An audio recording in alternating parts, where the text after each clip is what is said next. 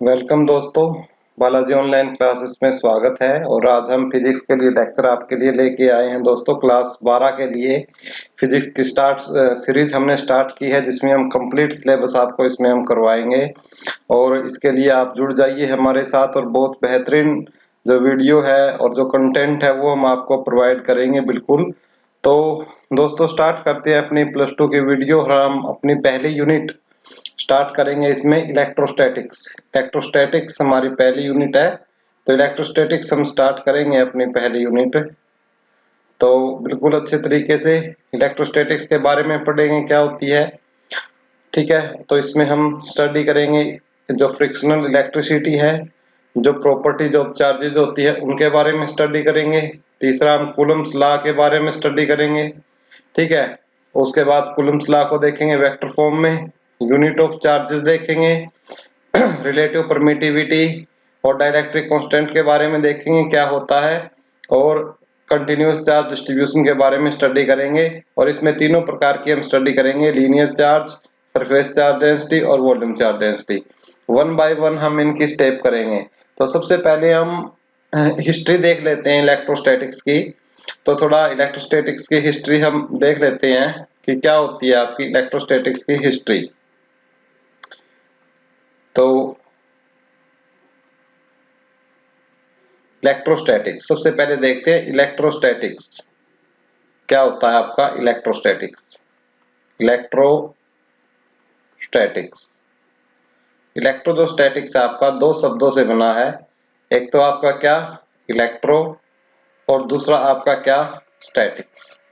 इन दो शब्दों से इलेक्ट्रो का मतलब होता है चार्ज या इलेक्ट्रॉन्स, चार्ज।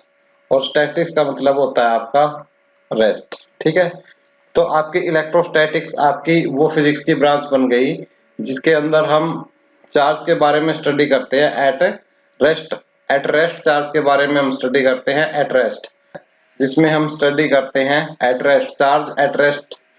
ठीक है, तो इसी के बारे में थोड़ा सा स्टडी करें चार्ज से। इससे पहले थोड़ा सा हम फ्रिक्शनल इलेक्ट्रिसिटी के बारे में जान लेते हैं। इलेक्ट्रिसिटी क्या होती है, फ्रिक्शनल इलेक्ट्रिसिटी के बारे में हम पढ़ेंगे। तो फ्रिक्शनल इलेक्ट्रिसिटी के बारे में मैं आप पहले थोड़ा बता देता हूँ कि फ्रिक्शन इसमें क्या होता है कि जब हम किसी भी, देखो फ्रिक्शन के बारे में आपने पढ़ा है कि फ्रिक्शन क्या होता है। फ्रिक्शन के बारे में आपने पढ़ा है, ठीक है, 9th-10th क्लास में। फ्रिक्शन होता है कि जब हम किसी भी दो बॉडीज को आपस में रब करते हैं उस समय। ठीक है, तो आपको पता है हीटिंग इफेक्ट फ्रिक्शन की वजह से प्रोड्यूस्ड होती है। तो सेम थ्योरी हम क्या है फ्रिक्शन इलेक्ट्रिसिटी पे। चलो एक बार हम ना फ्रिक्शन इलेक्ट्रिसिटी करने से पहले थोड़ा सा इसकी हिस्ट्री देख लेते हैं कि हिस्ट्री क्या है। एक बार हिस्ट्री में थोड़ा सा हम इलेक्ट्रोस्टैटिक्स के बारे में, इलेक्ट्रोस्टैटिक्स को हमने देखा कि study of charge at rest, उसको हम क्या बोलते हैं, इलेक्ट्रोस्टैटिक्स बोलते हैं। तो इलेक्ट्रोस्टैटिक्स के बारे में थोड़ी सी हम थोड़ी सी इसकी हिस्ट्री जान लेते हैं। यदि हम इलेक्ट्रोस्टैटिक्स की बात करें तो जो इसकी डिस्कवरी थी वो लगभग क्या है 1600 बीसी में। ठीक है, ईसा पूर्व में ये बोलते हैं कि इसकी डिस्कवरी की गई थी। एक ग्रीक फिलोसोफर थे जिनका नाम था थैल्स ऑफ मिलेटस। लिख देता हूं मैं, थैल्स ऑफ मिलेटस। ठीक है, और इन्होंने ये बताया था कि जो इन्होंने क्या शो किया था कि जब एम्बर को रब करते हैं किसी क्लॉथ के साथ, तो जो क्लॉथ है वो अट्रैक्टिंग यानी स्मॉल जो पेपर जो होते हैं उनको अट्रैक्ट करना स्टार्ट कर देता है। क्या बताया था इसने कि जब हम क्या है किसी एम्बर को, ठीक है, एम्बर के बारे में बताऊंगा, पहले सुन लीजिए इन्होंने क्या बताया था। इन्होंने बताया था कि जब अब किसी एम्बर को क्लॉथ के साथ, कपड़े के साथ रब करते हैं और उसके बाद हम कागज के टुकड़ों की तरफ लेके जाते हैं, तो ये उनको अपनी तरफ अट्रैक्ट करने लग जाता है। Is called electron. ग्रीक भाषा में एम्बर को क्या बोलते हैं, इलेक्ट्रॉन भी बोलते हैं। एक याद रखनी है आपने, एम्बर को ग्रीक में क्या बोलते हैं, ग्रीक में क्या बोलते हैं, इलेक्ट्रॉन भी बोलते हैं। ठीक है, तो इसलिए इस फिनोमिना को इन्होंने इलेक्ट्रिसिटी नाम दिया था। किसने, थैल्स की बात कर रहे हैं, अभी आगे मत पहुंच जाना। इलेक्ट्रिसिटी नाम दिया था इसने, ठीक है, थैलस ने। अब जो एम्बर होता है, एम्बर, यदि मैं एम्बर की बात करूं, जो एम्बर है एक येलो गम टाइप, येलो जैसे मैं लिख रहा हूं ना सेम यही colour, yellow gum like substance, like substance,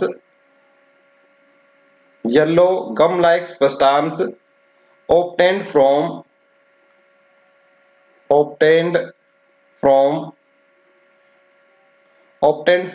old plant,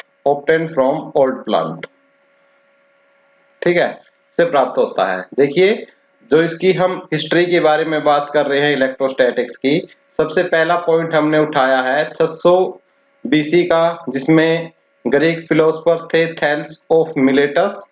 इन्होंने शो किया कि जब किसी हम एक एम्बर को रब करते हैं किसी कपड़े के साथ तो होता क्या है, किसी कपड़े के साथ तो किसी कागज के टुकड़ों की तरफ हम लेके जाते हैं तो ये उसको अपनी तरफ अट्रैक्ट करता है, ठीक है। और ग्रीक भाषा में जो एम्बर है वो इलेक्ट्रॉन्स को बोलते हैं, लेकिन जो एम्बर होता है एक ये येलो टाइप का एक गम टाइप होता है, सब्सटेंस होता है जो कि पुराने पौधों से प्राप्त होता है।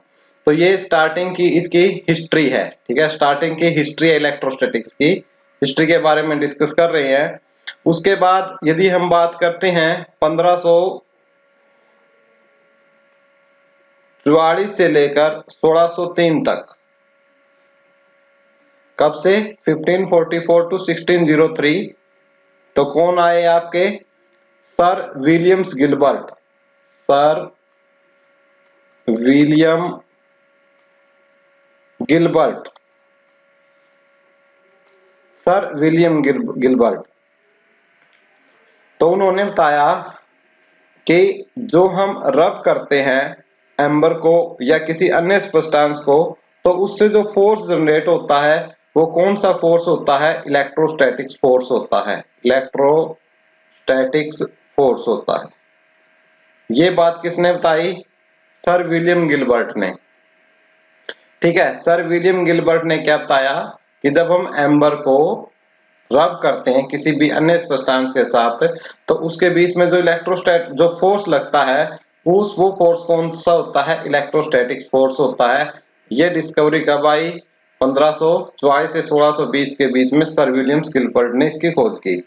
उसके बाद यदि हम बात करते हैं 1731 की, 1731 की, तो स्टीफन गरे नाम के एक फिजिसिस्ट हुए हैं, स्टीफन स्टीफन गरे, स्टीफन गरे, ठीक है। तो स्टीफन गरे ने क्या बताया, स्टीफन गरे ने ये बताया, ध्यान से सुनिए, स्टीफन गरे ने ये बताया या ये पाया उन्होंने कि जो एक ये बोल सकते हो कि मेटल है, ठीक है, मेटल के ऊपर जो चार्ज है वो काफी लंबी दूरी तक मूव कर सकता है।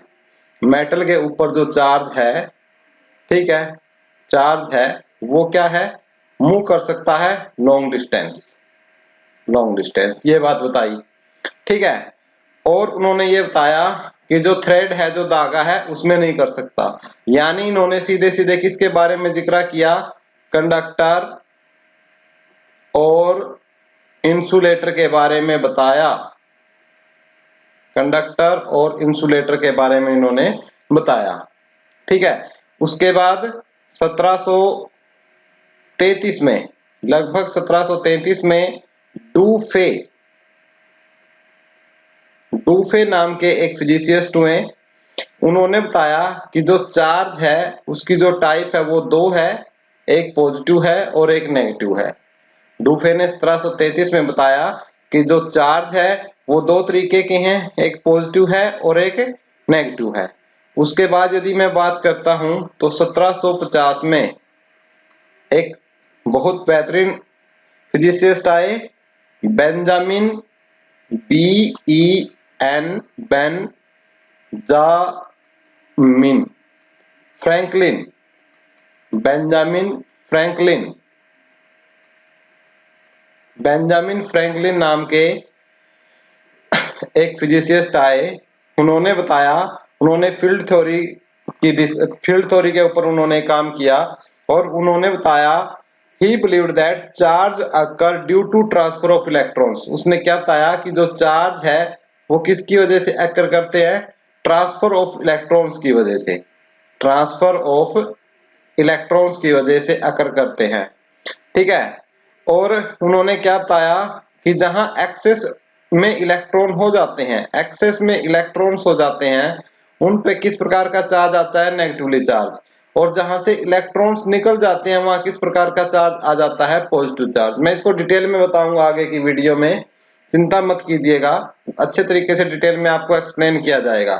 तो पहले हम हिस्ट्री के बारे में बात कर रहे थे कि हमने इलेक्ट्रोस्टैटिक्स के बारे में बताया कि द ब्रांच ऑफ फिजिक्स, दोबारा से सुन लीजिएगा जो कहानी मैंने आपको बोली है, मैं एक बार फिर से रिपीट कर देता हूं बोल के, अच्छे तरीके से आपके दिमाग में ये बात बैठ जानी चाहिए। ये हम इंट्रोडक्शन कर रहे हैं इलेक्ट्रोस्टैटिक्स का, कि the branch of physics which deal with the study of charge at rest and the force of field potential of charge is called electrostatics.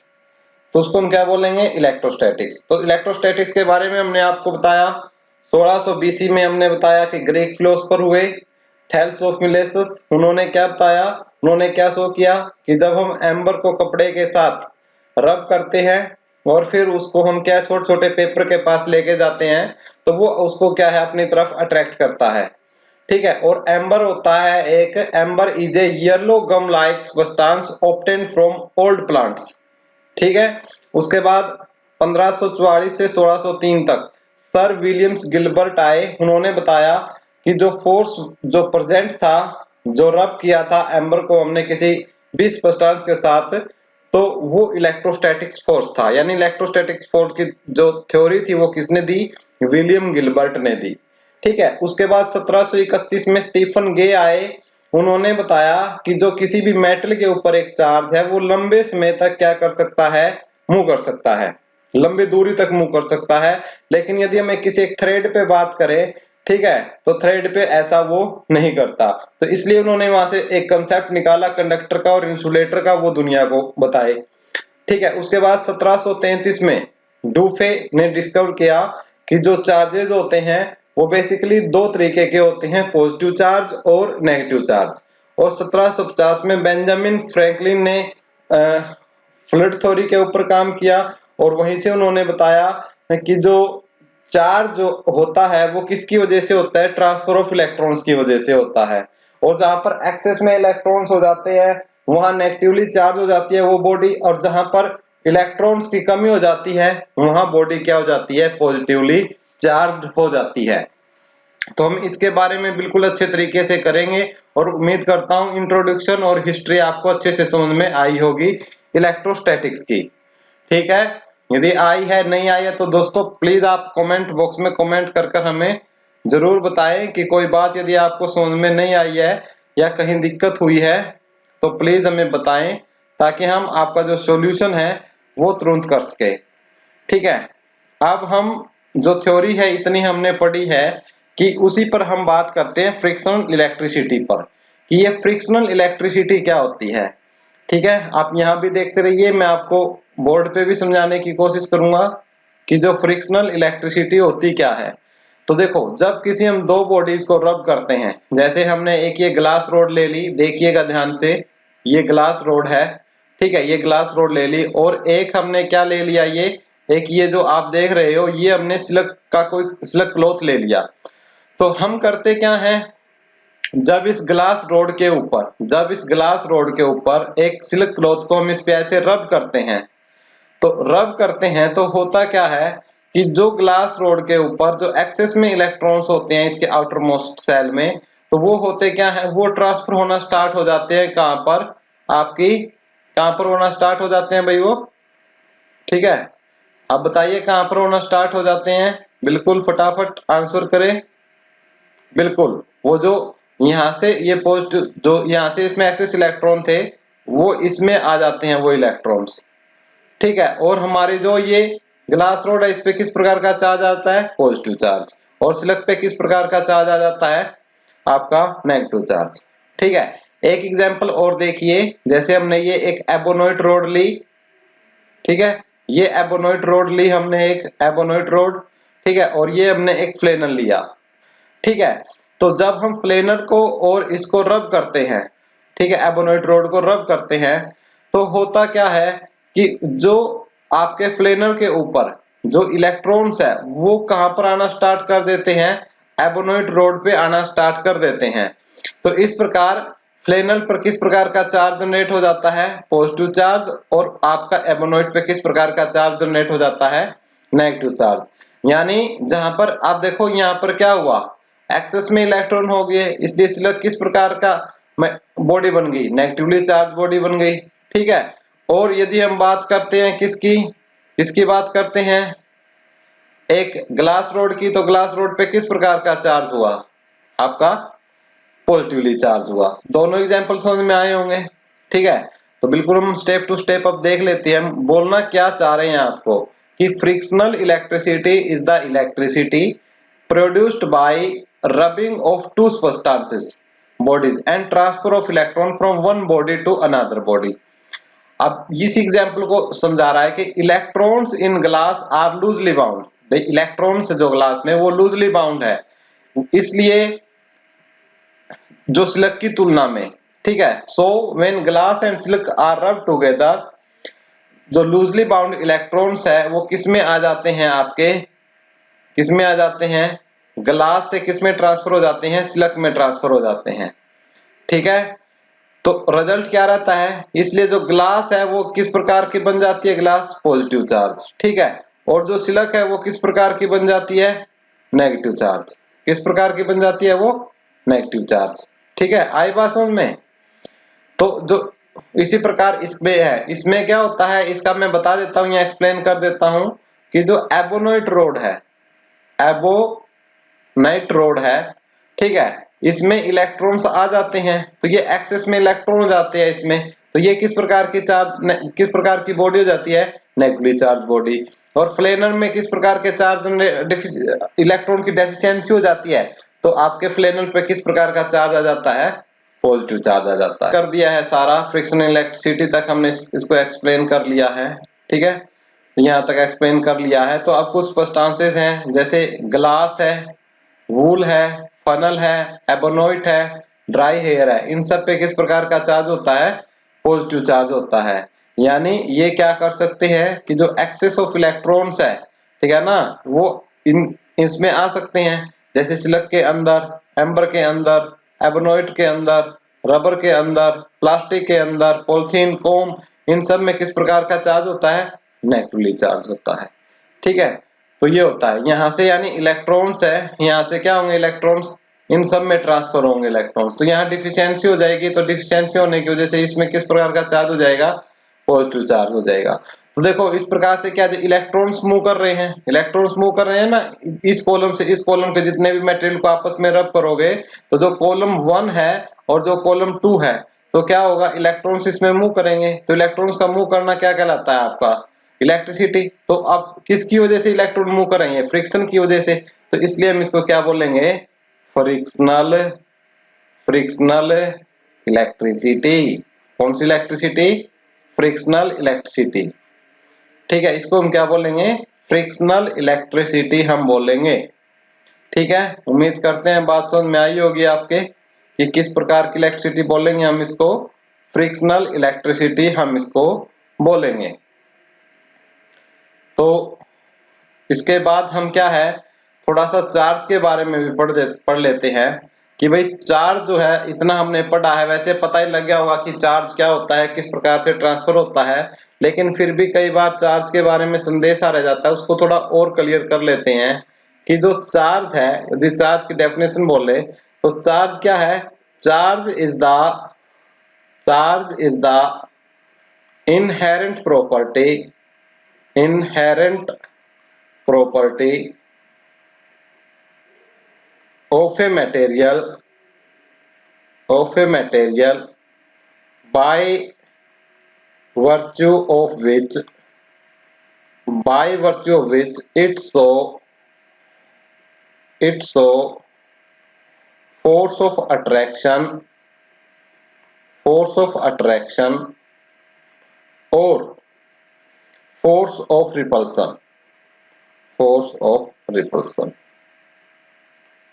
ठीक है। यानी जो चार्ज है जिसकी वजह से फोर्स ऑफ अट्रैक्शन या फोर्स ऑफ रिपल्सन जो है वो शो करती है, ठीक है, कोई भी जो बॉडी होती है। अब जो चार्ज है, यदि हम चार्ज एट रेस्ट की बात करते हैं, चार्ज एट रेस्ट, तो हम किसकी स्टडी करेंगे? यहाँ पर स्टार्टिंग से हम जिक्र कर रहे हैं इलेक्ट्रोस्टैटिक्स की, ठीक है। और यदि चार्ज मूव करना लग जाए तो आपकी जो इलेक्ट्रोमैग्नेटिक स्टडी है उसकी बात करेंगे, ठीक है, कि मोशन में आने की वजह से क्या है, किसी कंडक्टर में किस प्रकार से मैग्नेटिक फील्ड जनरेट करता है, तो उन सब के बारे में हम स्टडी करेंगे जब चार्ज मूव करना स्टार्ट कर दे, ठीक है। तो पहली हमारी यूनिट में क्या है? इलेक्ट्रोस्टैटिक्स है, हम इलेक्ट्रोस्टैटिक्स के बारे में बात करेंगे, ठीक है। यदि हम इसी की बात करें कि भाई जो चार्ज है, चार्ज की टाइप्स के बारे में बात करें कि भाई types of charges, types of charges, types of charges की यदि हम बात करते हैं तो टाइप्स ऑफ चार्जेस क्या आपके दो प्रकार के हैं, ठीक है। एक तो आपके किस प्रकार के हैं? पॉजिटिव चार्ज है, और एक किस प्रकार के हैं? नेगेटिव चार्ज है। अब आपको दिक्कत नहीं, क्योंकि अभी अभी मैंने एक स्लाइड दिखाई थी आपको कि किन के ऊपर नेगेटिव चार्ज होता है और किसके ऊपर पॉजिटिव चार्ज होता है, ठीक है। जिसके आउटर मोस्ट सेल में इलेक्ट्रॉन्स होते हैं, ठीक है, तो वो इलेक्ट्रॉन्स जब निकल के किसी दूसरी बॉडी पे चले जाते हैं तो वो वहां एक्सेस में क्या हो जाते हैं? इलेक्ट्रॉन्स होते हैं। तो वो बॉडी किस प्रकार की बन जाती है? नेगेटिवली चार्ज बॉडी बन जाती है। और जब किसी बॉडी के ऊपर क्या है, जो इलेक्ट्रॉन्स की डेफिशिएंसी हो जाती है, तो वो किस प्रकार की बॉडी हो जाती है? आपकी